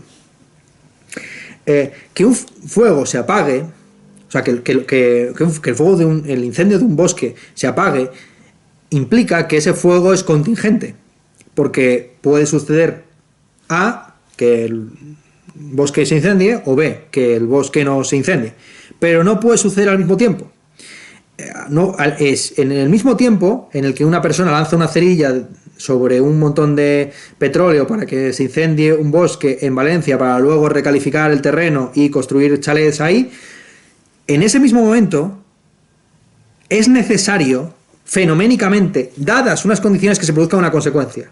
¿De acuerdo? Hay una contingencia empírica, si no se hubieran dado las condiciones, no se hubiera producido el incendio, pero no hay una contingencia intelectual o inteligible, porque lo opuesto no podría ser posible en ese contexto. Dado un pirómano, unos intereses económicos, etc., la consecuencia es que hay un incendio. Hay una contingencia empírica, sí, podría, sin esas condiciones no se hubiera dado la consecuencia, pero para Kant, al final, la única necesidad es una necesidad condicional o hipotética. Una necesidad absoluta o categórica no tiene sentido. Esto es importantísimo subrayarlo, es una distinción fundamental. Porque para Kant, al final, existen necesidades en el mundo, pero son necesidades siempre hipotéticas o condicionales. Es decir, hay fenómenos que son evidentemente empíricamente contingentes, pero inteligiblemente contingentes es difícil que los haya. Vale. En la antítesis se afirma lo opuesto. No existe en ninguna parte un ente absolutamente necesario, ni en el mundo ni fuera de él, que sea causa del mundo.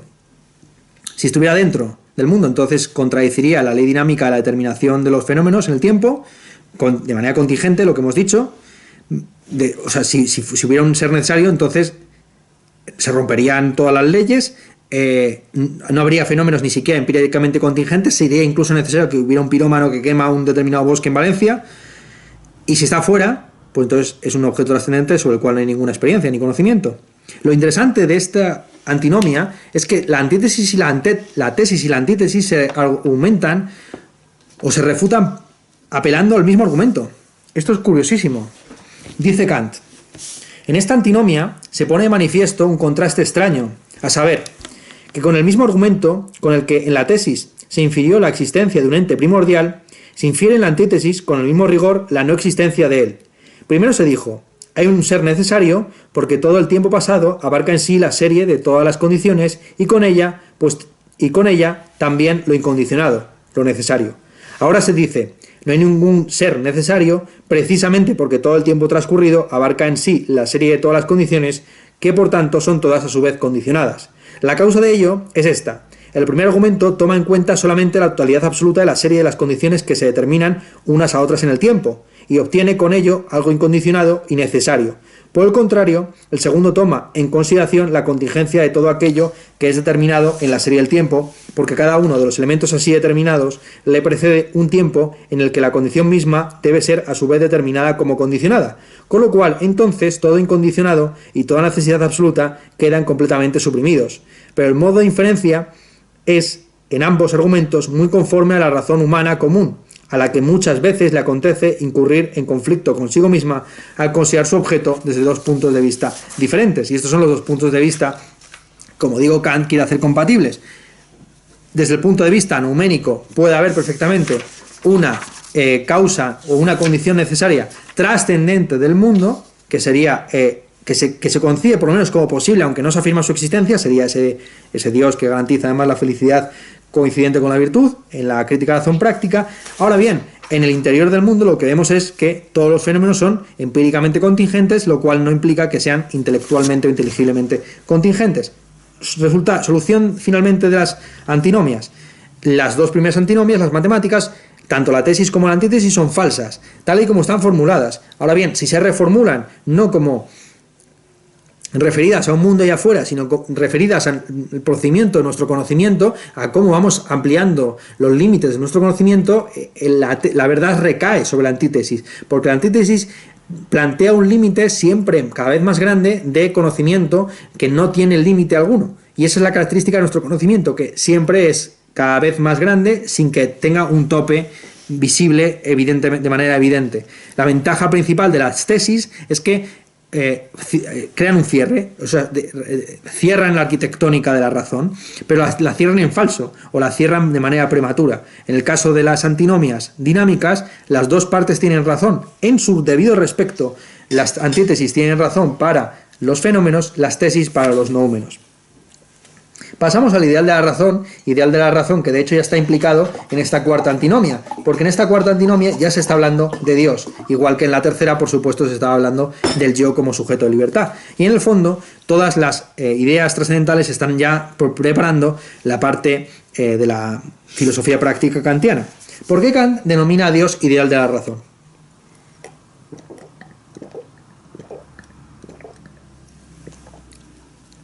Se le denomina ideal de la razón porque Dios no es solamente una idea abstracta que puede ser concretada en varios entes, sino que es un ente que encarna de manera absoluta esa idea. Es la diferencia que existe también en la filosofía práctica entre la sabiduría, como idea abstracta, genérica, que puede ser encarnada por diversos individuos, y el sabio como ideal máximo, Buda, Sócrates, Jesucristo, lo que sea. Lo cual suministra un modelo de conducta, una regla, un arquetipo, un paradigma que puede ser imitado. Dios se define, el ideal de la razón consiste básicamente en la reunión de todos los predicados posibles. Como hemos dicho, esta idea trascendente y trascendental surge a partir de la cadena regresiva de los episilogismos. Disyuntivos, vamos buscando cada vez juicios o principios enunciados más amplios en los que se amplía la cadena de propiedades disyuntivamente consideradas, ¿vale? O blanco o negro o rojo, o blanco o negro o rojo, azul o amarillo, o verde o morado, ¿vale? Entonces, lo que tendríamos, subiendo y escalando, sería un enunciado que concatenaría disyuntivamente todos los posibles predicados, ¿de acuerdo? Ese es el primer principio del que surgen todos los demás.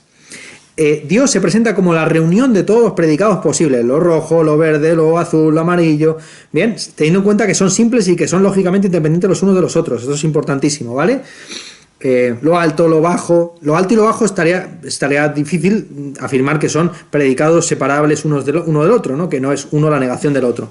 Esto es lo más importante, no solamente la reunión de todos los predicados, sino de los predicados positivos, no de los negativos, porque no contiene o debe contener como último predicado que hace el cierre el ser. Dios se caracteriza por tener el predicado de la existencia de manera necesaria, que su esencia implica su existencia. Es el ente realísimo, es el ente primigenio, el ente supremo, el ente de entes. Es el prototipo a partir del cual el resto de cosas se conciben como ectipos, como copias defectuosas, más o menos aproximadas.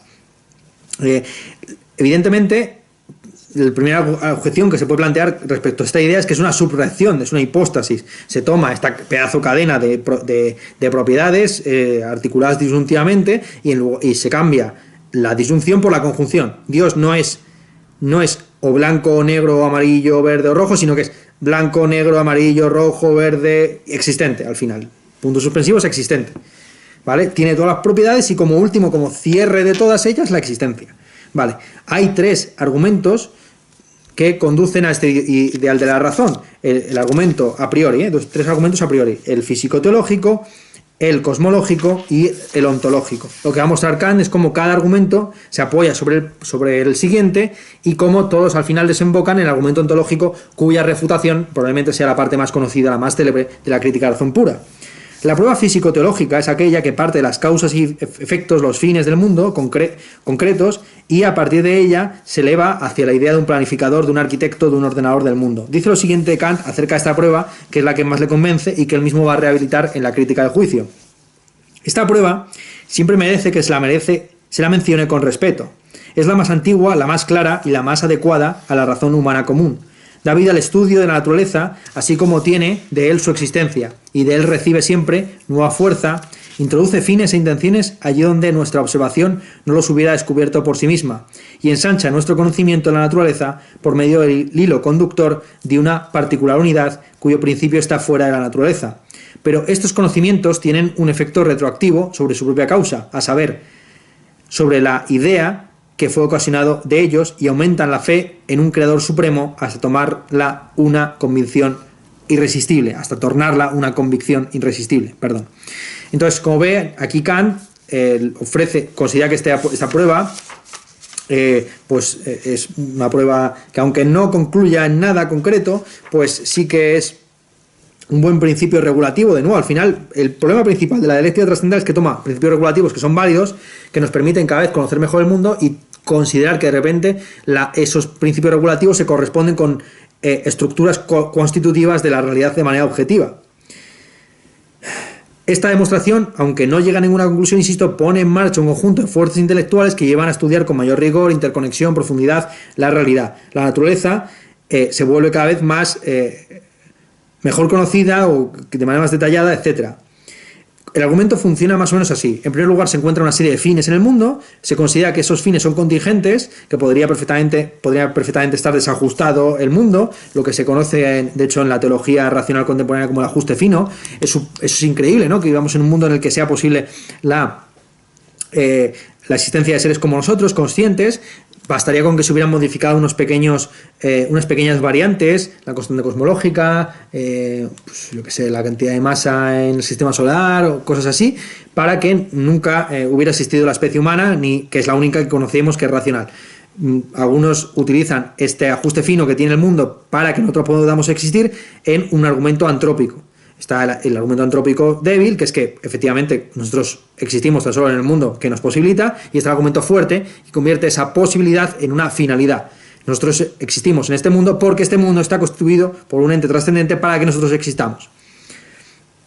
Y esto es lo que hace también en buena medida el argumento físico-teológico. Ve que hay una serie de finalidades en el mundo y lo que hace es elevarse a partir de esa contingencia, de esos ajustes finos, para buscar una causa sublime y sabia que por su fecundidad y por su libertad conforme a un plan inteligente cree y ordene y estructure el mundo de manera conforme a ciertos fines. Por último, se recurre a una analogía. Igual que el artista crea con unos determinados fines, o el artesano con unos determinados fines, sus obras, así también Dios habrá creado o hubo creado la naturaleza o el mundo, el universo. Ahora bien, este argumento analógico tan solo puede demostrar la existencia de un arquitecto, de un ordenador del mundo, pero no un productor o creador de él.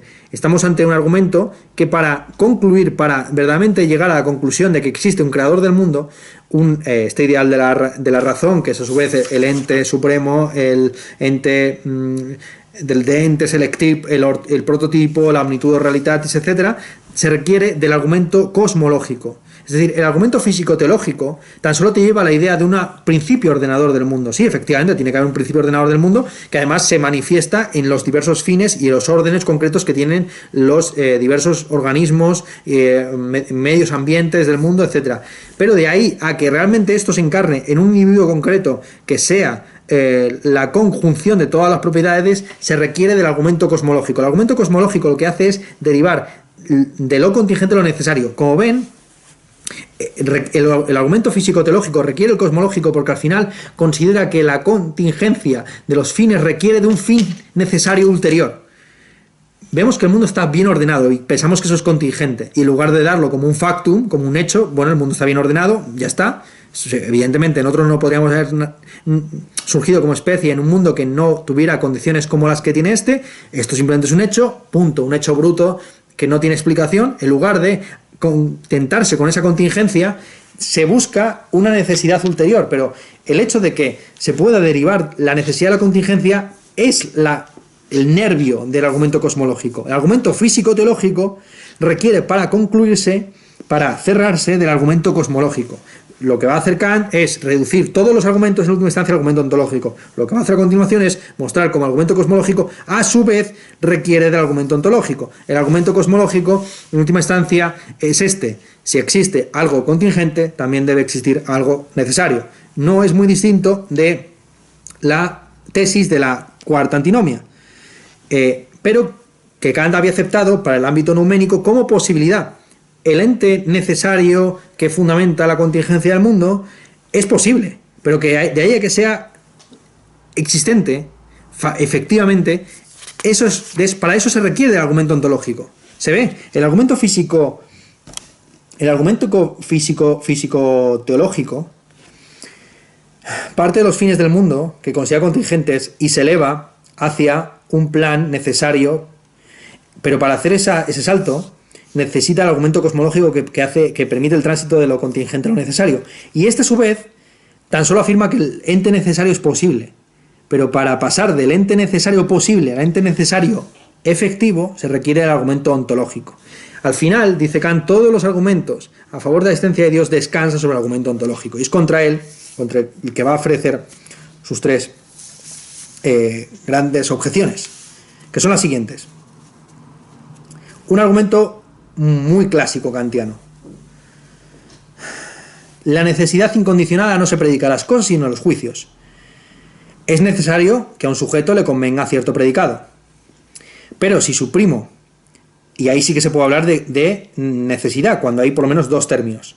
Toda necesidad es una condición, necesidad hipotética. Si se da a cierto sujeto, se debe dar también cierto predicado. Pero si suprimo al mismo tiempo el sujeto y el predicado, ahí no se da ninguna contradicción, porque no hay nada de lo que se pueda decir que sea contradictorio. La existencia no es un predicado real, es meramente la posición del sujeto del que se habla, del objeto del que se habla, respecto al sujeto consciente o del entendimiento. 100 taleros efectivos son tan reales como 100 taleros posibles. Son tan reales en el sentido que contienen tanta realidad, contienen tantos predicados como 100 taleros posibles. Un rotulador amarillo posible tiene tantos predicados como un rotulador amarillo efectivo. La única diferencia es que el rotulador amarillo, al ser efectivo, está situado en el campo de la experiencia posible o real o efectiva. Wirklich. Junto con los argumentos son tres. Uno, el que acabamos de ofrecer. La existencia no es un predicado, sino que es la posición del sujeto en relación al objeto. El hecho de que el objeto se da en un campo de experiencia posible. 2. Las proposiciones existenciales son siempre sintéticas. No son analíticas, con lo cual, gran objeción a toda la dialéctica trascendental, no se puede deducir a partir de puros conceptos la existencia de objetos de conocimiento metaempírico como son el yo, el mundo y Dios, pero sobre todo Dios. Tercera gran objeción: si la existencia fuera un predicado real, esta es muy interesante, pocas veces expuesta, entonces nuestro concepto nunca coincidiría con el objeto.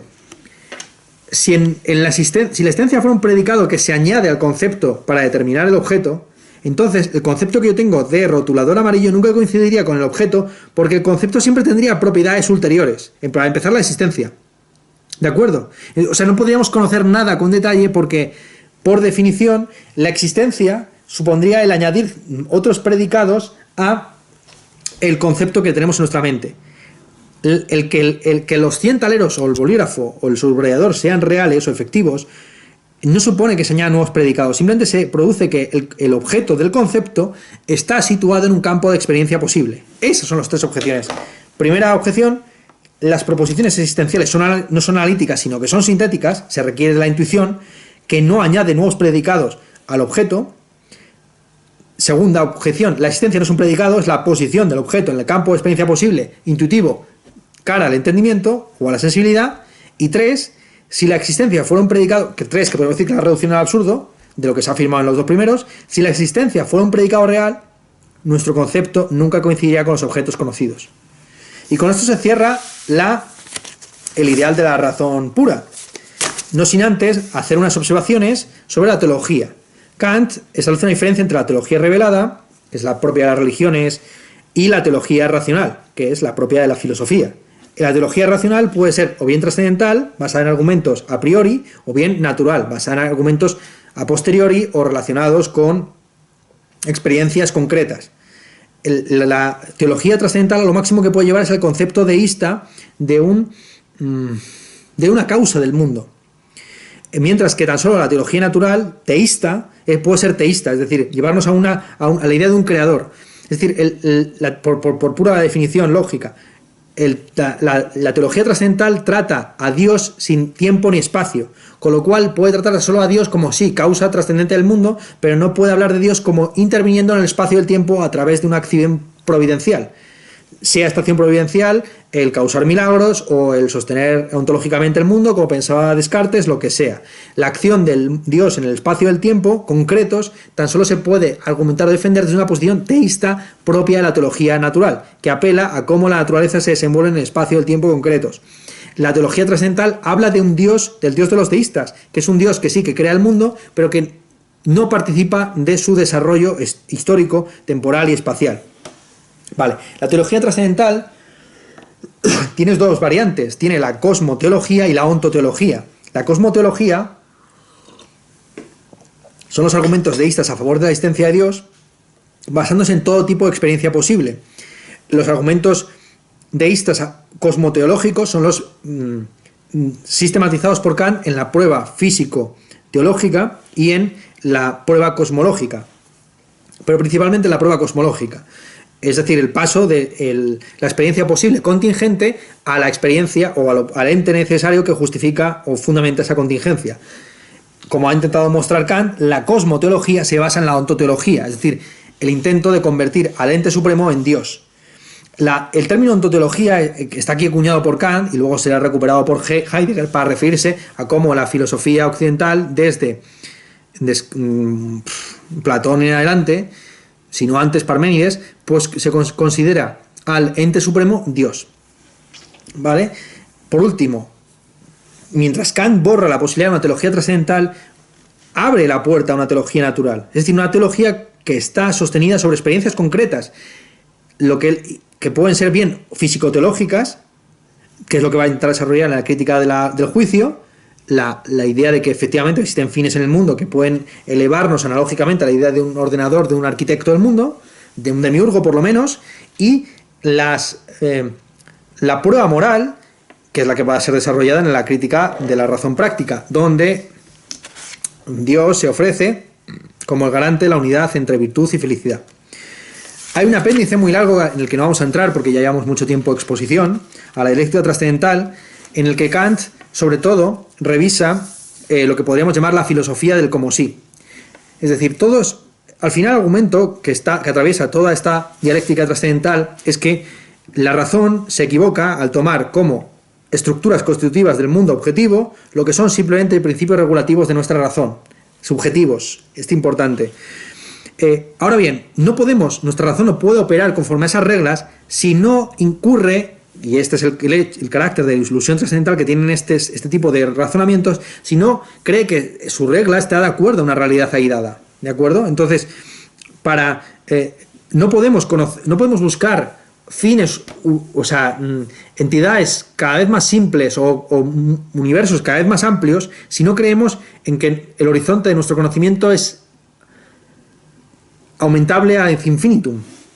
Debemos actuar como si el mundo se comportara conforme a las antítesis de las antinomias, o debemos actuar moralmente como si Dios existiera, o no podemos concebir nuestra experiencia teórica y práctica del yo si no es pensando en un alma sustancial y simple.